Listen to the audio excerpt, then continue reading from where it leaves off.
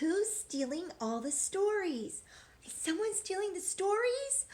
This is Mrs. Perez. I've got a book for you. It's called the Snatchabook. Someone is snatching the books. Helen Doherty wrote this story and Thomas Doherty illustrated it. Hey, when we read stories, we often learn about a problem that someone's having in the story. And as we read on, we learn how the problem is solved. I think I know what the problem is in this book. Let's read and find out what the solution is. And I'll hold on to it really tight so no one snatches it. The Snatchabook. Who's stealing all the stories? The Snatchabook. One dark, dark night in Burrow Down, a rabbit named Eliza Brown found a book and settled down when a Snatchabook flew into town. See Eliza sitting there on her bed reading a book? Now look in the sky, and by the light of the moon, do you see that creature? Could that be the Snatchabook? In every house and every bed, a bedtime book was being read. Look under the tree roots and inside the tree. All the families are reading bedtime stories. Tales of dragons spitting flames, witches playing spooky games, pirates on the 7 seas, princesses trying to sleep on peas, and every child in every bed listened hard to each word said. All kinds of stories being read. Eliza Brown at number 3 was reading quite contentedly. Her curtains opened just a chink. She barely had a chance to blink. Her story just disappeared. Eliza found that very weird. Look by the window. Is that a tail? Does that belong to the Snatchabook? The little owls on Mommy's lap were quite surprised to hear a tap against their bedroom window glass. Tap, tap. The noise came really fast. Before they'd even looked around, the book was gone without a sound. The wind blew wild across the sky. The smallest squirrel heard a cry. "What's that?" she whispered to her dad. But then, and this was really bad, before they'd had a chance to look, she'd lost her very favorite book. Oh no! So the owls lost their books, the squirrel lost her books, and look again, by the light of the moon. Do you see that creature? What is it carrying? Could that be a book?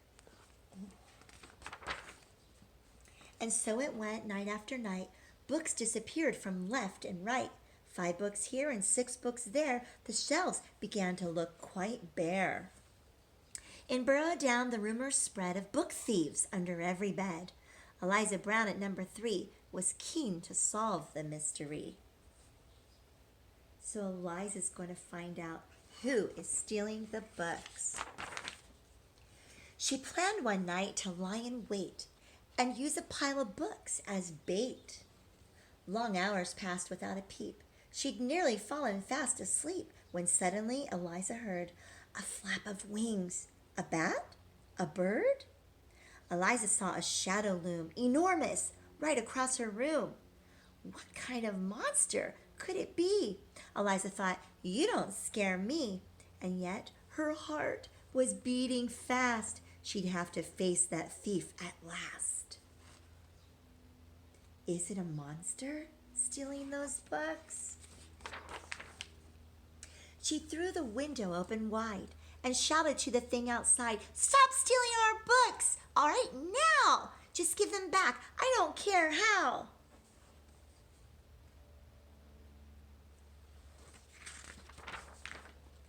"I'm sorry," came a little voice.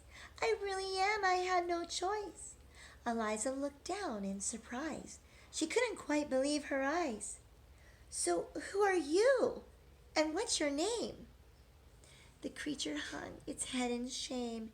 He mumbled with a mournful look, "I'm just a little Snatchabook." He doesn't look like a monster.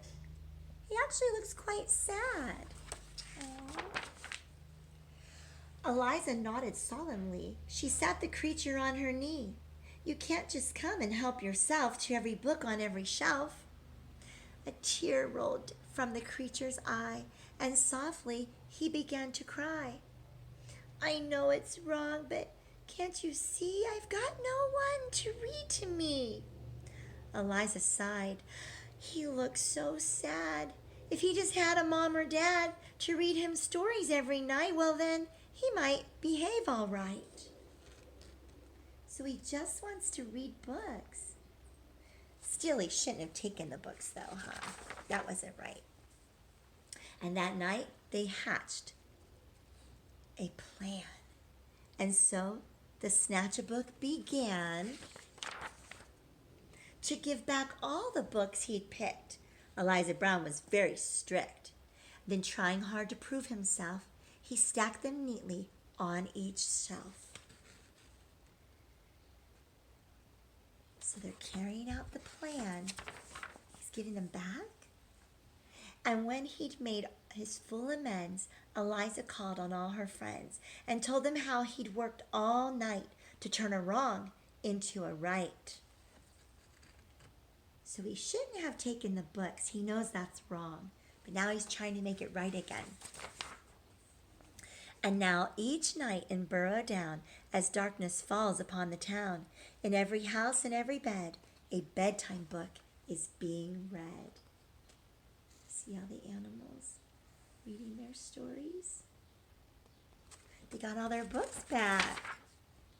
And if you take a closer look, you might just see the Snatchabook perched happily on someone's bed, listening hard to each word read. Do you see the Snatchabook? Look near Eliza on the pillow. Yes, he does get to have books read to him now. Do you think that Snatchabook will take any more books?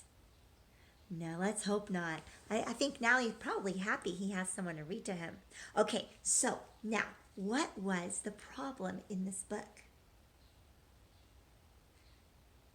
Yes, everybody's books were disappearing. Someone was stealing the books. And then, what did Eliza do about it?